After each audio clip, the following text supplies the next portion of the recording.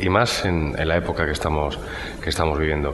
Y también da la impresión de que, efectivamente, el sistema educativo español está un poco en manos de quien experimenta, o por lo menos no tiene muy claro hacia dónde queremos ir. Da esa sensación, tanto en manos de los propios docentes como, por supuesto, de aquellos que legislan y que, en definitiva, son los que deciden de qué manera y de qué forma hay que estudiar en España y para qué, ¿no? Hay cierta improvisación también. Vamos a ver. Porque por sus palabras, además, desprendo de que no se tiene mucha idea, ¿no? No solo hacia dónde vamos, sino qué queremos hacer. Hay una cuestión de índole cultural en nuestro país que hemos de reconocer.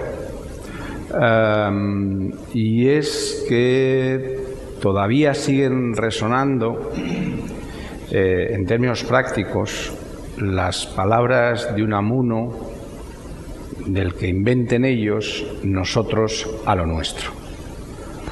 ¿Qué quiero decir con esto?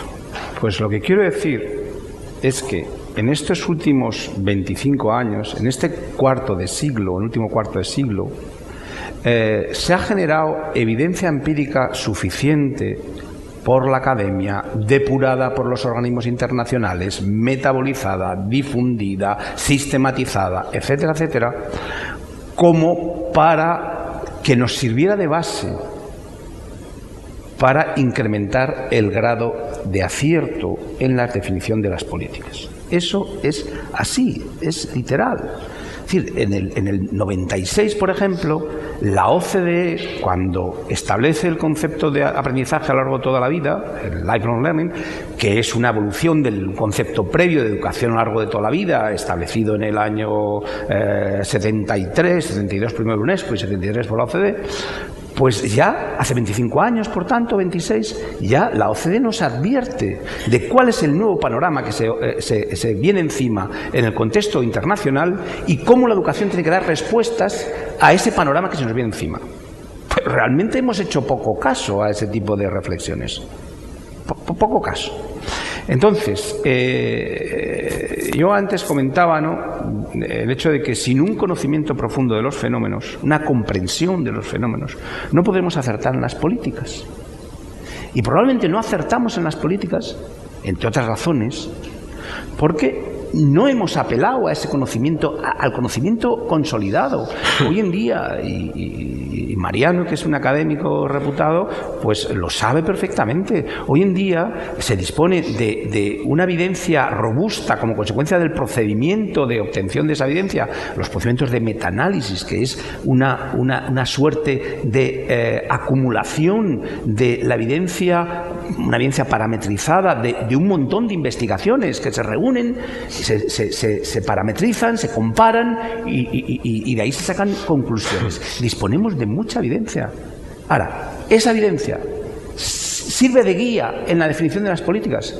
En nuestro país, no. En nuestro país, no. En la etapa anterior, y tengo amigos, aunque pensemos de manera diferente, en el lado socialista, que han sido responsables de las políticas educativas, y gente valiosa y que aprecio, al margen de diferencias de enfoque. Pero lo cierto es que cuando uno analiza con una cierta distancia, si es posible, lo que ha pasado es que determinados principios ideológicos y luego el interés político de mantener esos principios ideológicos contra la evidencia que se estaba generando, pues ha hecho inamovible un sistema, la ha rigidificado. Cuando realmente los países más avanzados están muy atentos a los mensajes que la realidad les va emitiendo y sin un planteamiento, y vamos, con un planteamiento ideológico general que compartimos todos, de carácter humanista, que está en la base misma de la educación, pero con la orientación de la educación para la formación integral de la persona, para el desarrollo individual, para la consideración personal, para la contribución a lo social y a lo económico. Bueno, ese planteamiento que puede todo el mundo asumir. Bueno, pues lo cierto es que luego después un determinado planteamiento ideológico ya se convierte, a través de su implementación política, en una hipoteca. Porque claro, ¿cómo un partido político va a desautorizarse a sí mismo como consecuencia de los resultados que la evidencia empírica está poniendo de manifiesto. No, porque la evidencia, bueno, lo que hay que hacer es transformar esa realidad. La evidencia, bueno, mejor es mantener el marco ideológico y luego ya la realidad hay que un poco desentendernos de ella, cuando en el fondo la realidad se venga de los que la desprecian. Y eso tiene que ver con el aspecto cultural. Es decir, en nuestro país, esta orientación, digamos, de respeto a lo empírico, etcétera, no forma parte de nuestra tradición cultural. No. Nosotros somos más de la línea literaria, de pensamiento no sujeto a las restricciones de la realidad, etcétera. Y solo algunos chiflados, digamos, que tienen una formación científica de base, pues nos reiteramos de vez en cuando y tal la importancia de tomar en consideración los mensajes de la realidad. Mariano. Se ha introducido yo también creo un tema importante, efectivamente, hasta cuándo el sistema educativo o de qué manera el sistema educativo también ha estado sujeto o está sujeto a principios ideológicos, ¿no? Yo creo que el mundo educativo es un mundo muy ideológico, muy ideologizado, pero no estoy tan seguro de que exista evidencia en lo que concierne a las ordenaciones. Desde los años 70, no PISA ahora, que es lo que ya conocemos todos, ¿no? Pero en los años 70 se venían haciendo muchos estudios por parte de la IEA sobre el rendimiento en diversos ámbitos de los sistemas y jamás se logró concluir sobre una discusión que está aquí es relativamente nueva, pero en Inglaterra es tan vieja como la reforma, que es la de, por lo menos desde la reforma compresiva y los Black Papers, que era lo de la calidad de los sistemas compresivos. Nunca se llegó a concluir sobre eso. Y si se llegó a concluir lo que en su tiempo dijo la IA, que es lo mismo que dice la OCDE hoy, es los sistemas comprensivos no lo hacen peor, si acaso lo hacen un poquito mejor, pero no parece que dependa de eso. En absoluto, no parece que dependa de eso. Yo creo que la comprensividad o no comprensividad tiene más que ver con la distribución de las oportunidades que con los resultados generales del sistema, ¿no?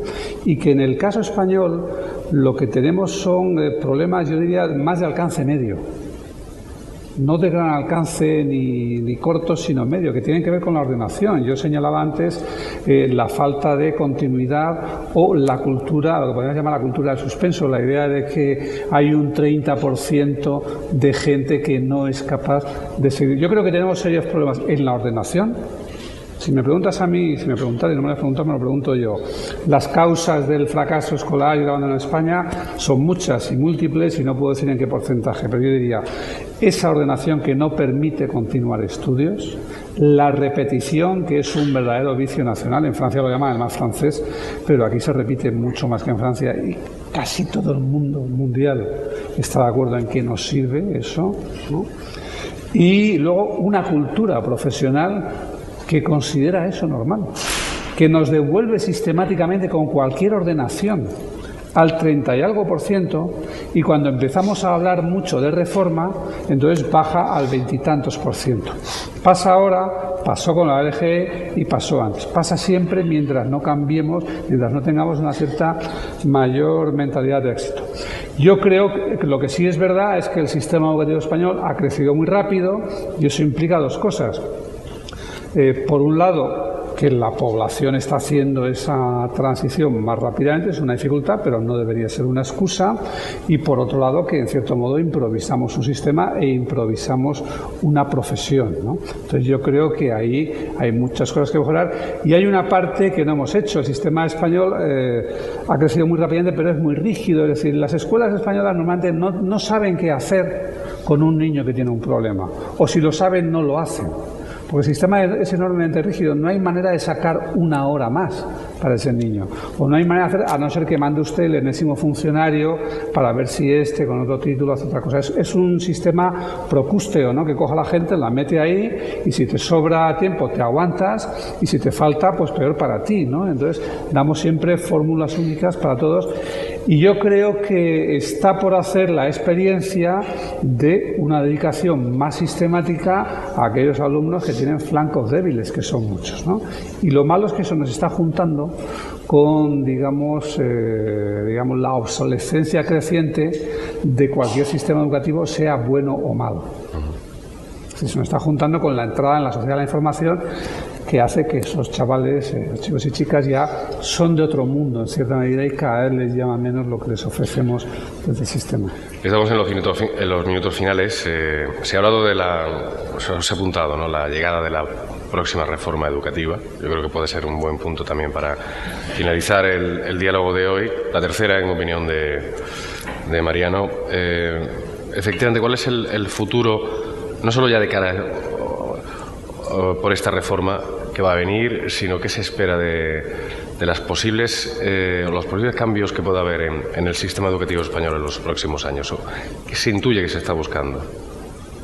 Bueno, yo antes de entrar en este tema quise hacer una precisión, sobre todo para evitar digamos, malentendido probablemente entre los presentes. Con buen criterio, Mariano está tratando de volver al tema de base, que era el tema de la unificación o diferenciación en el sistema. Cuando yo hablaba antes de evidencia empírica que se ha estado acumulando durante estos últimos 25 años, me refería sobre todo, no tanto a la confrontación entre sistemas unitarios o diferenciados, como a los factores claves del éxito escolar. Se ha generado mucha evidencia, sabemos cuál es el impacto de determinadas actuaciones, del factor del profesorado, de la dirección de los centros, en qué proporción, etcétera. Sobre eso lo sabemos. Lo que pasa es que hay que recordar en este punto el llamado principio de Pareto, que luego devino en Ley Universal de las Prioridades. El principio de Pareto, sociólogo y economista de finales del XIX y principio del XX, formulaba que en los procesos o en los sistemas sociales, a la hora de buscar los factores digamos, causales, pues decía que había pocos vitales y muchos triviales. Posteriormente eso se traduce en una regla, la regla 20-80, que se formula en términos operativos, diciendo que el 20% de las causas explica el 80% de los efectos.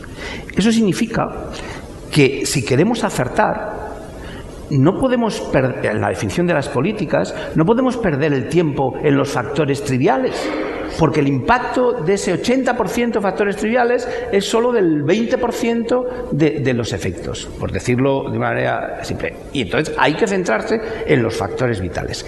Y sí tenemos evidencia empírica suficiente como para saber cuáles son ese grupo pequeño de factores vitales que explican en mayor medida el éxito escolar y los buenos resultados de los alumnos. Más allá del tema de si es una educación unitaria o diferenciada, ¿no? Quería hacer esa matización, me parecía importante, ¿no? Es decir, yo me he desplazado un poco ya del tema central.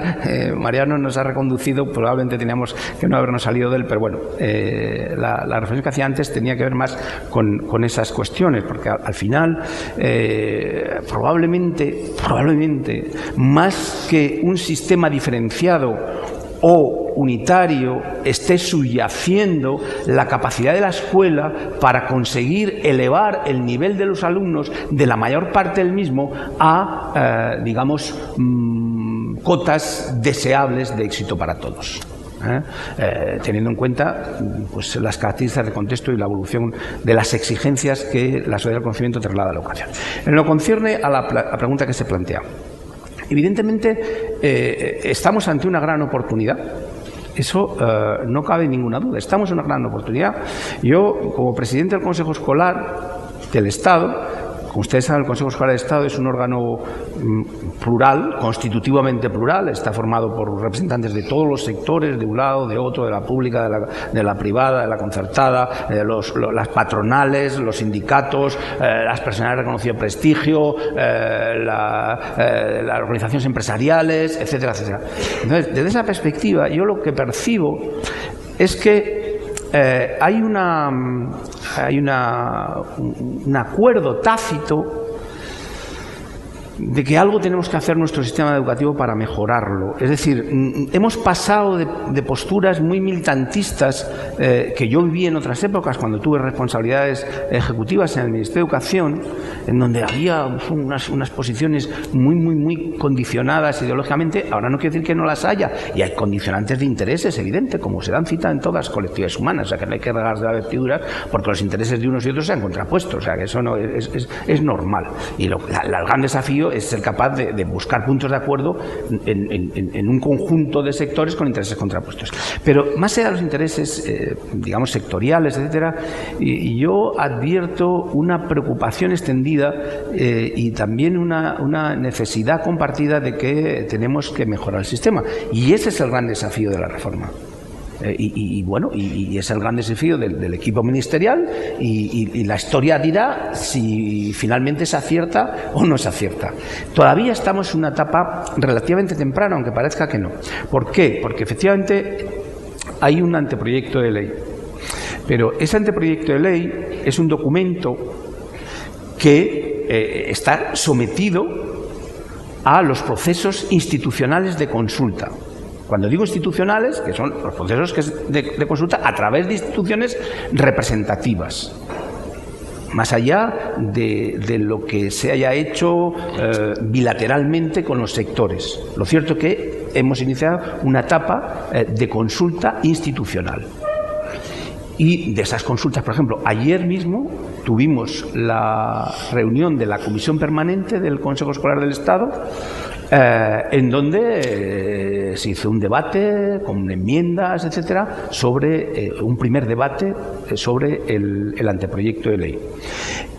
La palabra definitiva a la hora de elaborar el dictamen, que es preceptivo que efectúe el Consejo Escolar del Estado para las leyes orgánicas y para los reales decretos, pero en el caso de las leyes orgánicas, el dictamen lo emite el Pleno, es decir, 105 personas, consejeros y consejeras.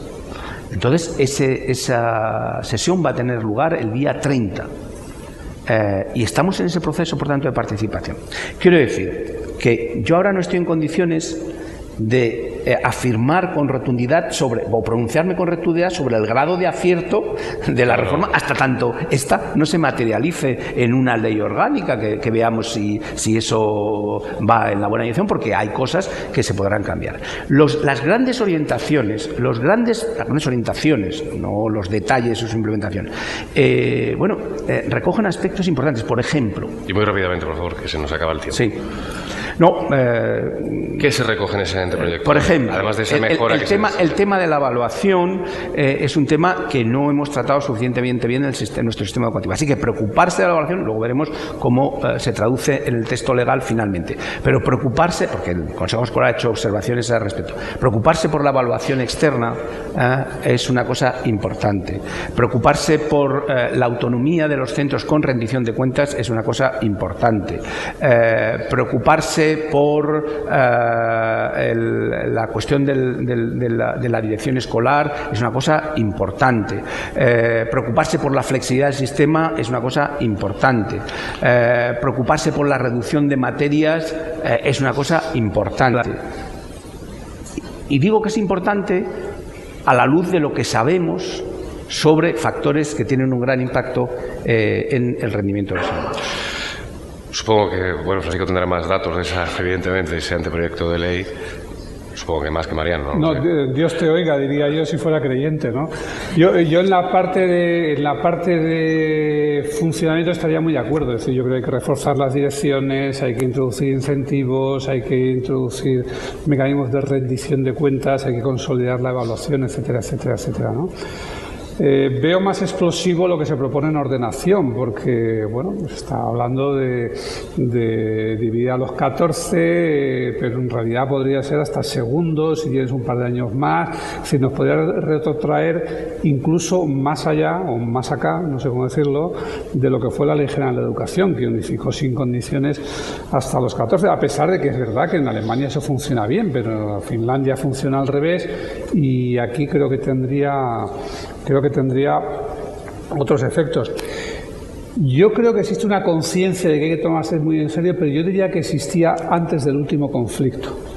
Y me temo que con el último conflicto, con el que estos días está en la calle, estamos volviendo a lo de amigos y enemigos. Es decir, o estás aquí o estás a este lado de la raya y al otro. Y ojalá el consejo escolar, porque me parece que es la última posibilidad que queda, ojalá el consejo escolar sea capaz de recoger, introducir cierto debate y lograr cierto grado de acuerdo.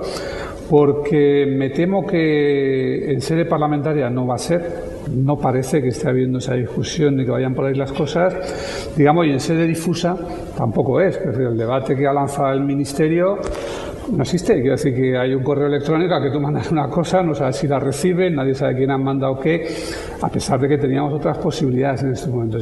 Yo estoy poco optimista en eso, porque se han mezclado cosas muy distintas. Una ha sido la discusión sobre los resultados del sistema, otra es la discusión sobre la ordenación, que no dependía de los resultados, que es anterior y es secular en el caso español.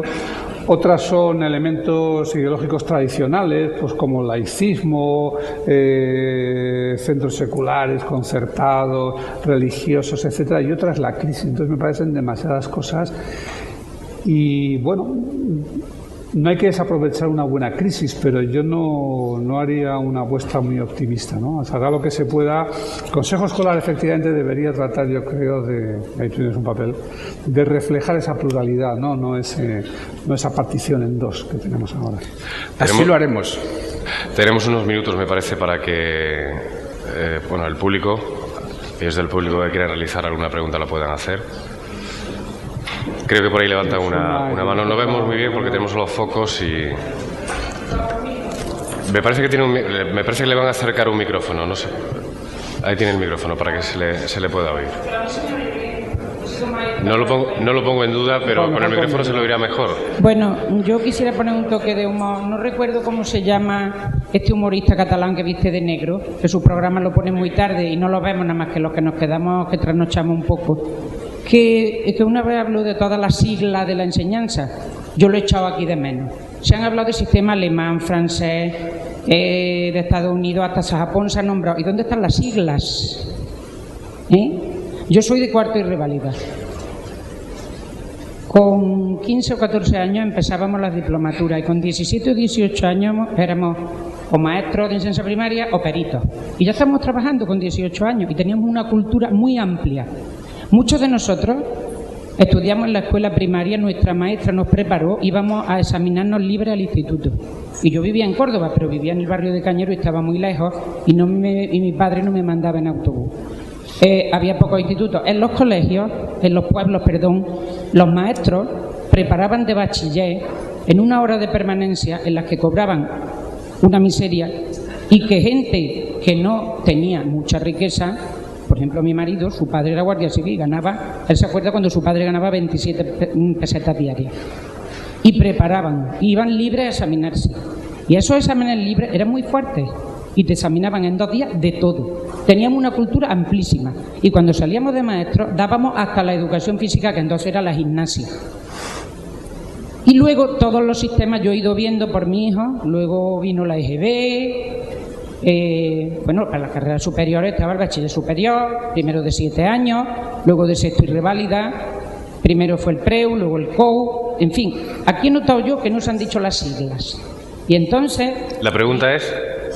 No se ha hablado de eso, para nada. No se ha hablado de siglas. Y luego este señor ha dicho que es cuestión de pagar mejor a los profesores, de que haya más... Yo me he jubilado en Colón, que fue donde hice las prácticas, que era la escuela aneja en aquellos tiempos, y se hacían las prácticas solo yo solo, y estábamos para 18 unidades, 34, con las especialidades y todo. Si a mí me dicen que eso es pocos profesores, pues que venga Dios y lo vea. Usted ha nombrado a Dios, que no es creyente, dice, y yo soy creyente. Lo nombro también. Que hay suficiente personal. Pero yo creo que habría que a los padres, pues transmitirle ese deseo de cultura, que los niños vieran en la casa, porque en medio hay suficiente. Bueno, como queremos pasar el micrófono a más personas, no sé si quieren hacer algún tipo de apreciación a la intervención que ha hecho esta señora docente. Reunimos las preguntas. Buenas sí. noches. Yo querría hacer una apreciación. No estoy del todo de acuerdo con lo que ha dicho la compañera. Yo también soy docente, profesor de instituto con muchísimo menos recorrido y bagaje, pero sí que menos siglas, ¿no? Me ha parecido muy interesante y muy sugerente el debate que se ha planteado. Estoy muy de acuerdo con grandes de la mayor parte de las cosas que se han planteado, pero sí que echo de menos que se haya hablado un poquito más de la sangre del sistema. Evidentemente hay que saber dónde queremos ir, pero también hay que saber de dónde vamos a sacar el impulso. Es decir, y hoy en día en la educación, la sangre, en la inversión, el apoyo, lo constante que yo estoy echando en falta. O sea, creo que en los últimos años el dinero público ha ido dirigido a, no sé, a rescatar concesionarias de autovías, rescatar otro tipo de negocios. No sé si es legítimo o no, quizás no es el debate, pero en el último año y con la LOMCE, que he tenido la suerte de estudiar, se dice en la primera página que la inversión no es la clave del sistema, sino los resultados. ¿Cómo se puede conseguir resultados ante un alumnado tan diverso como el que hay hoy en día? No sé, hace 30 años, pero como el que hay hoy en día, sin tener más aulas de apoyo, sin tener más profesores, sin tener más becas. La educación comprensiva y la educación que pueda disgregar me parece, bueno, yo estoy más con la comprensiva, pero sea cual sea, si no hay sangre, si no hay recursos, al dinero, termino. ¿no? Sí, claro, me refiero a dinero, me refiero a lo que marca las prioridades de un gobierno, que puede ser apoyar algo o apoyar una educación. Entonces, como está aquí el señor presidente del Consejo Escolar, yo pediría en primer lugar que de la LOMCE desaparezca en la primera página, en uno de los párrafos, que la educación no tiene que medirse, la calidad de educación no se mide por la inversión, como se llama por el input, sino por el output. Por supuesto que la inversión es necesaria. Los debates ideológicos están muy bien, pero sin lo concreto no podemos construir un sistema de calidad. Y eso es lo que yo quería preguntar y a compartir. Muchas gracias. Si quieren hacer alguna apreciación, tanto al tema de las siglas por un lado como al de la sangre o dinero, que ahora anda escaso. Como tú a mí me da igual.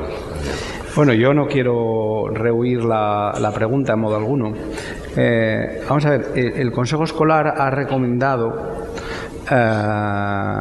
está ya en el informe de la ponencia y suponemos que eso irá después al Pleno y será aceptado por el Pleno. Entre una de las recomendaciones es mejorar la redacción del texto y tanto del preámbulo como la parte dispositiva.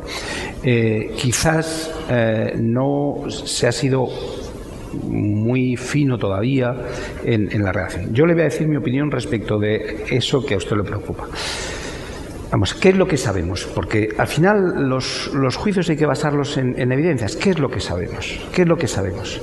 Lo que sabemos es que en el ámbito de la relación entre recursos y resultados educativos opera lo que se llama la ley de los rendimientos decrecientes. Es decir, que en el tramo de baja inversión los recursos, un aumento de recursos produce indudablemente una mejora clara de los resultados. Pero a partir de un determinado umbral de gasto se produce una situación en donde la curva va haciéndose horizontal, de tal manera que incrementos notables de la inversión no van necesariamente acompañados de incrementos notables en los resultados. Es lo que UNESCO, en uno de los informes, creo que fue el del 2003, parecido al que se ha citado anteriormente, informe de seguimiento del movimiento de la APT, de Educación para Todos, llamaba la paradoja del gasto educativo. Le puedo dar la referencia, lo puede ver perfectamente, y ponía ejemplos de países occidentales, que ya son los que, digamos, sobrepasan ese umbral, de países occidentales en donde incrementos de gasto llevaron consigo disminución de resultados. Bueno, eso es la interpretación que hemos de dar. Se habrá dicho con menor o menor fortuna, pero lo que se quiere decir es que no podemos esperar, porque la evidencia no nos lo soporta, no podemos esperar que las cosas van a mejorar simplemente por la vía del incremento de gasto, que tendremos que operar desde los procesos educativos, no de los inputs. Los recursos son a los efectos los inputs que se meten en el sistema. Entonces, habrá que incidir en la llamada caja negra, es decir, en los procesos, cómo mejorar los procesos para finalmente que esos inputs se traduzcan en mejores resultados. Y ahí es donde está la madre del cordero. Y para definir las políticas que mejoran los procesos es para lo que yo invoco el apoyo de lo que sabemos y lo que tenemos algunas evidencias empíricas. Por ejemplo, el tema de la evaluación externa, evaluación censal, que afecten a todos y cada uno de los alumnos para poder operar sobre ellos, mecanismos de rendición de cuentas vinculados a una evaluación externa, mecanismos de mejora y de compromiso entre la administración y los centros para poner en marcha procesos de mejora, evidentemente evaluación y con consecuencias, desde el punto de vista de la formación profesional de los profesores, desde el punto de vista de sus reconocimientos, etcétera, etcétera. Eso es un elemento de proceso. Por ejemplo, el tema de la formación inicial del profesorado y la selección del profesorado, la selección de los candidatos a ser profesores. Hay un conjunto de políticas sobre las que podemos actuar para mejorar los procesos. Pero lo que se quiere decir es, lo que se tendría que haber expresado mejor es eso, que a partir de un determinado nivel, lo que nos dice la evidencia empírica internacional, lo que dicen los informes de la OCDE, lo que dicen los informes de la UNESCO, es que a partir de un determinado nivel, un incremento de recursos no va acompañado necesariamente de una mejora de resultados. La pregunta del millón es, ¿nuestro nivel de inversión en educación se corresponde con ese umbral? La respuesta que yo le puedo dar, basado en análisis cuantitativos, es que en promedio probablemente sí. En los análisis comparados, luego Mariano seguro que puede ilustrar la formación también. Pero en lo que hace referencia al global de España, probablemente sí. Si nos ponemos la lupa y analizamos comunidades autónomas, entonces ya puede ser que la cosa no sea tan clara. Era inevitable hablar de recursos al final, ¿no, Mariano? Que era inevitable hablar de recursos en estos días. Es inevitable, ¿no? Pero hay que tener cuidado con la cuestión de los recursos. Digamos que es verdad que en todo caso a recursos constantes se pueden hacer las cosas bien y mal. Es decir, hay muchos cambios que no dependen de tener más o menos recursos. Es verdad que en los momentos de crisis es cuando unos países se van a diferenciar de otros. Estamos viendo una crisis económica que va a suponer, no solamente supone cuantitativamente una caída de la actividad y en su día vendrá la subida, sino supone que desaparecen unas actividades y aparecerán otras distintas. Y la capacidad de posicionarse en ese mundo bastante cambiado va a depender mucho de la formación. Y desgraciadamente las crisis producen un fenómeno de efecto Mateo, es decir, en términos educativos también los ricos se hacen más ricos y los pobres más pobres.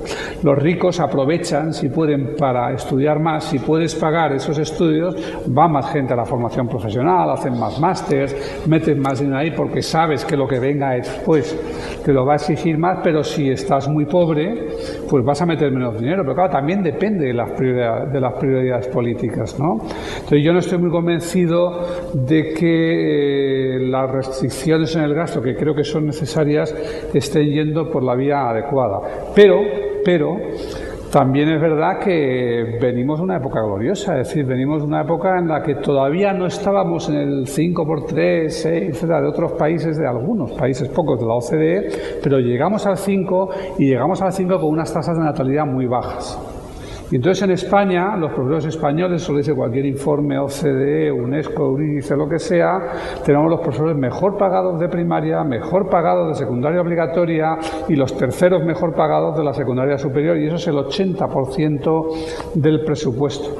Tenemos tasas, número de alumnos por aula relativamente bajo y número de alumnos por profesor muy bajo comparativamente. Siempre hay alguien que está mejor. Siempre en Luxemburgo ganan más. Pero Luxemburgo es otra escala y otro tipo de país, ¿no? Entonces, claro, ahí los recursos, yo creo que hacen falta más recursos, creo que hacen falta particularmente muchos más recursos en educación compensatoria, en formación profesional. No decía antes pagar mejor a los profesores, ni mucho menos. No es el problema. Yo decía, si queremos una mejor formación profesional, no tendría inconveniente en que se pagara mejor a los profesores de formación profesional que a los de bachillerato, aunque los de bachillerato, que son más, por cierto, saldrían todos gritando que por qué se les va a pagar. Pues muy sencillo, porque me importa más la formación profesional que el bachillerato en estos momentos. Y si dentro de 10 años fuera al revés, pues tendríamos otras prioridades, porque no es una cuestión de tratar a todos por igual. Pero es posible meter más recursos y empeorar. Y con eso hay que tener cuidado. Por ejemplo, es posible meter más recursos en jubilaciones anticipadas, que algunos venden como lo que renovará el sistema, y yo creo que no hay ninguna evidencia en absoluto de eso y alguna en sentido contrario. De manera que sí, no creo que las prioridades en los recortes sean las que yo pondría, creo que no es la sanidad y la educación lo que yo sacrificaría, ni mucho menos, pero estamos en ese tipo de tiempos y lo que tendríamos que entrar, yo diría, es en dinámicas para el futuro de más por más. No de trabaje usted más que le voy a pagar lo mismo, o págueme usted más que voy a seguir haciendo lo mismo, sino a ver cómo hacemos para trabajar más y mejor y al mismo tiempo tener mejores condiciones de trabajo, salariales, más por más, ¿no? Que los profesores den más y la sociedad tenga más a cambio, etcétera. Pues Mariola Fernández Enguita, Francisco López Ropere, muchísimas gracias por estar con nosotros en las conversaciones en la central, organizada por la Red Municipal de Bibliotecas de Córdoba y con la colaboración del Diario Córdoba. Muchas gracias también a ustedes por asistir y hasta una próxima ocasión. Gracias a vosotros. Gracias, muchas gracias.